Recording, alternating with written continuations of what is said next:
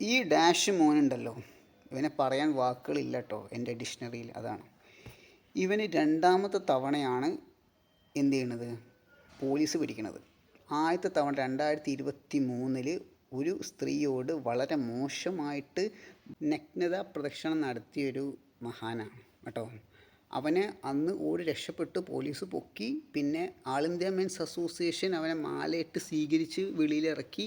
ആ പെണ്ണിനെ നാലും പറഞ്ഞ് ആ പെണ്ണിൻ്റെ ഭാഗത്താക്കി തെറ്റ്. എടി ഇവൻ എന്ത് ചെയ്ത് വലിയ പുണ്യാളനാക്കി മാറ്റി.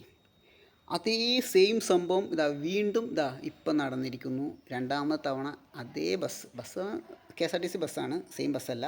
ആ ബസ്സിൽ ഇവൻ വീണ്ടും വേറൊരു സ്ത്രീയോട് ഇതേപോലെ പെരുമാറി, നഗ്നതാ പ്രദർശനം നടത്തി.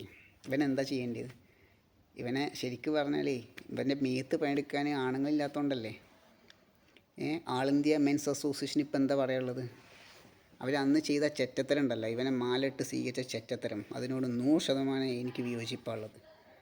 അന്ന് ഇവനെ പൂട്ടിയിരുന്നെങ്കിൽ, അന്ന് ഇവന് മാതൃകാ ശിക്ഷ കൊടുത്തിരുന്നെങ്കിൽ ഇവൻ ഇന്നിത് ആവർത്തിക്കുമായിരുന്നു എന്നാണ് എൻ്റെ ചോദ്യം.